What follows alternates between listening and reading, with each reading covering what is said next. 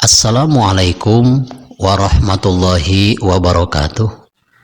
Bismillah, alhamdulillah, wassalatu wassalamu ala rasulillah Sayyidina Muhammad ibn Abdillah wa ala alihi wa sahbihi wa mawalah amma ba'du. Sahabat channel Rahmatul Ummah, tausiah kali ini masih membahas tentang bahayanya mengkonsumsi atau menggunakan miras atau minuman keras yang bisa memabukkan, bentuk pil, cair, ataupun bentuk sejenis ganja. Imam Al-Faqih Abu Lais radhiyallahu ta'ala anhu bersabda, "Iyyaka wa syurbal khamri fa inna fi syurbiha asra hisalin madhmumah." Jauhilah minuman keras, karena apabila seseorang meneguk minuman keras, maka akan mendapatkan 10 siksa dari Allah Subhanahu wa Ta'ala, yang mana ke-10 siksa ini akan didapatkan di dunia, itu lain lagi di akhirat. Jadi rugi yang sangat besar bagi para pengguna narkoba. Di dunia akan mendapatkan 10 siksa, di akhirat pun siksanya lebih berat. Yang pertama, annahu idza syaribal khamra yasiru bimanjilatil majnun. Orang yang menggunakan minuman keras maka diibaratkan seperti orang gila. Mengapa dikategorikan seperti orang gila? Sebab biasanya orang gila segala sesuatu yang tidak layak dimakan akan dimakan, ataupun bisa tidur di mana saja yang tidak layak untuk dipakai tidur. Dan biasanya orang yang sedang bermabuk-mabukan ini akalnya hilang dan suka ditertawakan oleh anak-anak kecil dan dihinakan bagi orang-orang yang dewasa. Itu salah satu siksa di dunia. Yang kedua, innaha mudhibatul akli wa mutlifatul mal. Apabila seseorang meneguk minuman keras, maka akan hilang akalnya dan akan merusak hartanya. Banyak orang saat ini demi kepuasan yang sesaat berani-beraninya menggunakan uang apapun asal terlaksana untuk berpesta-pesta minuman keras. Dengan mengkonsumsi dan menggunakan minuman keras dan jenis narkoba yang lain, ini rugi yang sangat besar. Tidak ada manfaatnya. Coba kalau kita pikir-pikir, saat seseorang berhadapan dengan problema hidup, serba kesusahan, lalu punya uang sedikit untuk membeli narkoba, dengan alasan untuk menghilangkan kesusahan, untuk menghilangkan problema dalam hidupnya. Tapi ingatlah, saat itu narkoba hilang dan kembali kepada kesadarannya, tentu kesusahan itu akan datang kembali. Jadi narkoba itu tidak bisa menghilangkan kesusahan. Yang bisa menghilangkan kesusahan hanyalah berzikir kepada Allah Subhanahu wa Ta'ala. Yang ketiga, inna syurbaha sababun lil adawati bainal asdiqoi wal ikhwan. Sesungguhnya narkoba ini akan menjadikan sebab adanya permusuhan antara sahabat-sahabat dan saudara-saudara. Kalau orang sudah bermabuk-mabukan, teman satu meja di tempat makan pun tentu akan jadi musuhnya. Tidak tanggung-tanggung. Banyak sekali orang yang sedang berkelahi itu karena narkoba, temannya juga dibacok, temannya juga dibunuh, saudaranya juga yang kecil maupun yang besar sudah tidak ada rasa hormat karena hilang kesadarannya. Maka salah satu bahaya narkoba ini, apabila digunakan maka akan menimbulkan permusuhan antara saudaranya sendiri dan antara teman-temannya sendiri.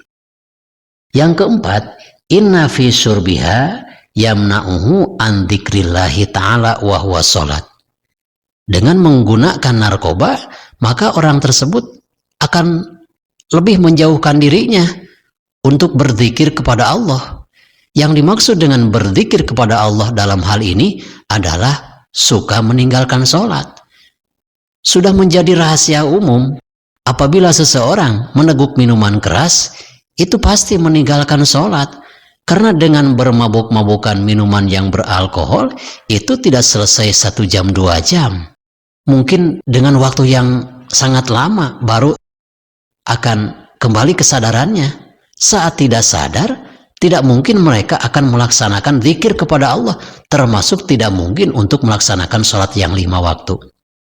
Hati-hatilah, orang yang menggunakan narkoba ini sudah tidak sah lagi untuk diangkat menjadi saksi dalam pernikahan. Yang kelima, bahaya daripada narkoba ini, inna syurbaha yahmiluhu ala zina. Orang yang menggunakan narkoba dan minuman keras lalu hilang kesadarannya, itu tentu akan menjurus pada perbuatan zina. Mengapa demikian? Seorang suami tengah malam sudah overdosis mabuknya, lalu pulang ke rumahnya. Di tengah malam si istrinya pasti sudah tidur. Lalu suaminya mengetuk-ngetuk pintu rumahnya. Kebetulan si istrinya sangat ngantuk dan tengah malam memang waktunya tidur. Lalu suaminya yang sedang keadaan mabuk ini membentak-bentak istrinya. Mengapa kamu terlambat membuka pintu ini? Saat mereka memarahi, bisa saja menjatuhkan talak. Saya ceraikan kamu dengan talak 3 sekarang juga. Itu jadi apabila seseorang menjatuhkan talak kepada istrinya dalam keadaan mabuk yang disengaja karena minuman keras, itu jatuh talak 3. Kalau dikatakan 3. Saat pagi hari, orang tersebut tidur kembali sama istrinya. Kan itu tolaknya sudah habis.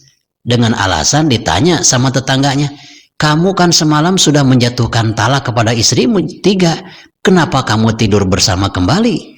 Kata orang yang sudah mabuk itu, yang sudah kembali kesadarannya, saya hilap. Saya tadi sedang mabuk. Walaupun sedang mabuk, tetap itu tolaknya jadi. Maka yang bisa menimbulkan perbuatan zina itu bukan saja pasangan selingkuh. Bisa saja tadinya orang tersebut suami istri, karena suaminya menjatuhkan tolak 3 sekaligus dalam keadaan mabuk, lalu tidur kembali sama istrinya, itu akan dikategorikan sebagai penzina. Sahabat Sena Rahmatul Ummah yang saya cintai dan Allah muliakan. Lalu yang keenam, li'annaha miftahu kulli syarr. Siksaan yang keenam yang akan diberikan oleh Allah Subhanahu wa Ta'ala kepada pengguna narkoba ini dengan meneguk minuman keras, sama halnya dengan membuka pintu kejahatan-kejahatan yang lain.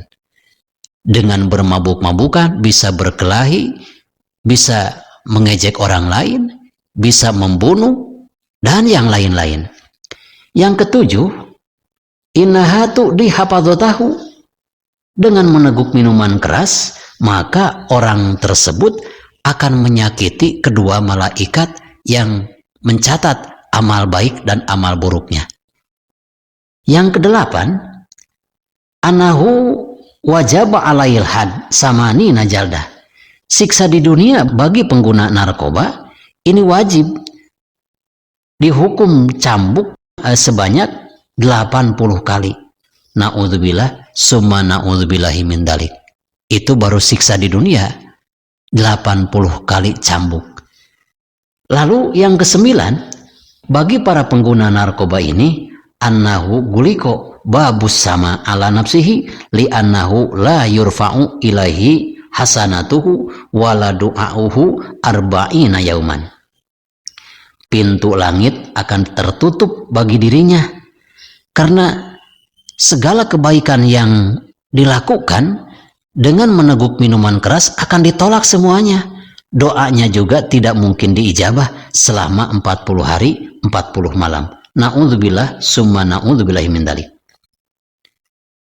Lalu selanjutnya yang ke-10 yang terakhir, siksa bagi para pengguna narkoba ini annahu yukhataru ayyakhafa alaihi ayunja'a minhul iman. Dikhawatirkan bari para pengguna narkoba ini meninggal dunia dalam keadaan su'ul khatimah, tidak membawa iman dan Islam. Na'udzubillah summa na'udzubillahi min dzalik.